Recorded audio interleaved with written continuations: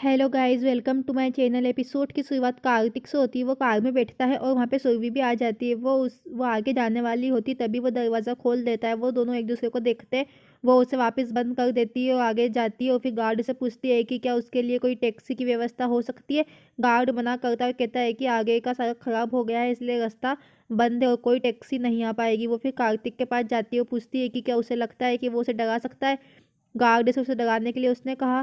फिर वो कहती है कि वो फंस नहीं जाएगा। वो गार्ड को पिछले दरवाजे पर जाने के लिए कहता है और फिर उसे उसकी इच्छा पर जाने के लिए कहता है। फिर वो जानबूझकर उसके सामने उसे उकसाने के लिए पीटता है और पूछता है कि क्या उसे उसके लिए भी एक डालना चाहिए। वो उसे अंदर आने और जल्दी करने के लिए कहता है। जितनी जल्दी वो जाएगी उतनी जल्दी फिर वापस आ जाएगी और कोई दूसरा रास्ता भी नहीं है। बाद में शाम को कार्तिक टाइम को देखता है और मौसम खराब हो जाता है। अंदर कार्तिक भगवान को ताना मारता है और पूछता है कि क्या वो भी सुरभि की दुर्दशा पर खुश है, क्योंकि उसे केवल यहीं वापस आना है।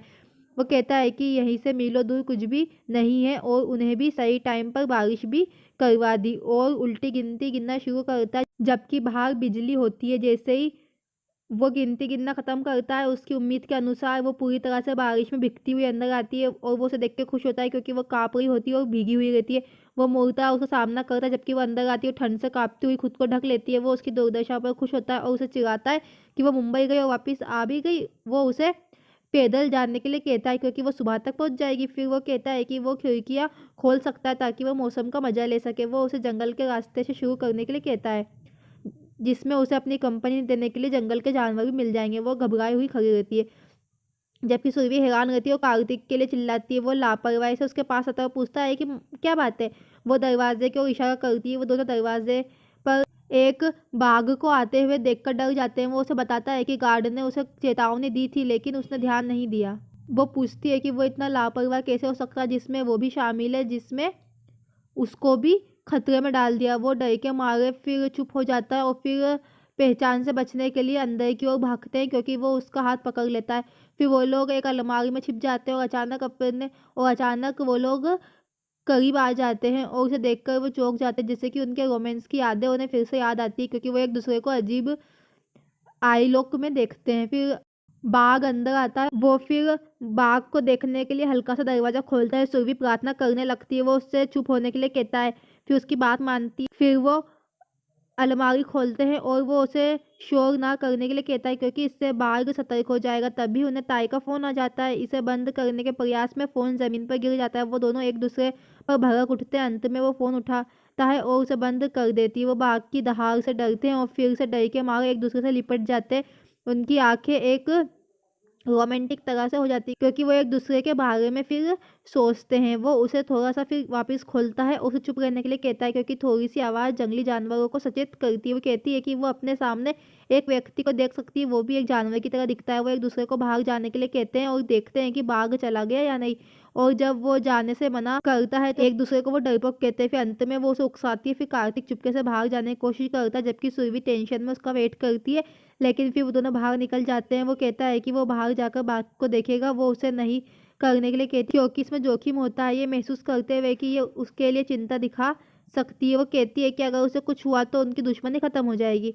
वो कहता है कि यदि बाघ उसे मार डाले तो वो उसके लिए भूत बनकर लौटेगा और उसे जाने नहीं देगा, लेकिन वो उसे कहते हुए रुकने के लिए कहती है कि वो इसे संभाल लेगा। सुरभि इस बीच सभी खिड़कियां बंद कर देती है, जबकि वो ये कहते हुए वापस आता है कि ऐसा लगता है कि बाघ चला गया। वो फिर उसकी दहाड़ने की आवाज़ सुनते हैं। वो फिर पहरेदार को देखते हैं और फिर वो उनके लिए खाना लेकर आता है। वो फिर राहत महसूस करते हैं और गार्ड को थैंक यू बोलते हैं।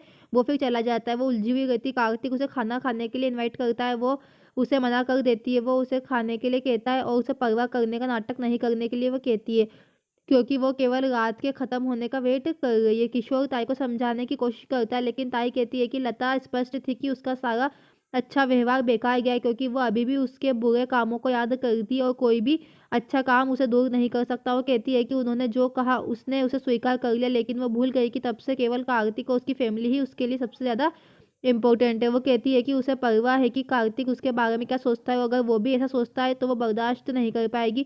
पूरी फैमिली इकट्ठा होती है। रिया उसकी एक्टिंग से हैरान रहती है। वो कार्तिक को सीधा फ़ोन करने का फैसला करती है। वो उससे बात करने की कोशिश करते हैं, लेकिन वो नहीं मानती। वो कहती है कि वो किसी से बात नहीं करना चाहती जब तक कि वो अपने सभी आरोपों से मुक्त नहीं हो जाती और वो कमरे में ये कहते हुए फिर चली जाती है। वो बाहर आएगी तभी जब कार्तिक वापस आएगा और वो उसकी राय जानना चाहती है। वो सब टेंशन में रहते हैं। फिर सुरभि जतिन को फ़ोन लगाती है और उससे उसके ठिकाने के बारे में पूछता है। वो अपनी स्थिति के बारे में बताती है जबकि कार्तिक टेंशन से सुनता है। जतिन परेशान हो जाता है। वो उससे खुशी से बात करने के लिए कहती है। वो उसकी बात मानता है। खुशी फिर कहती है कि वो वाटर पार्क में गई थी, उसको बहुत मज़ा आया और फिर पूछती है कि वो कब वापस आएगी। फिर कार्तिक आता है और उसका मुँह पकड़ लेता है जो उसे देखकर खुश होता है और फिर उससे जबरन फ़ोन छीन लेता है और उसकी अनिच्छा के बावजूद कार्तिक जल्दी से खुशी से बात करता है जबकि सुरभि को बोलने से रोकता है। कार्तिक को सुरभि के साथ पाकर खुशी खुश हो जाती है।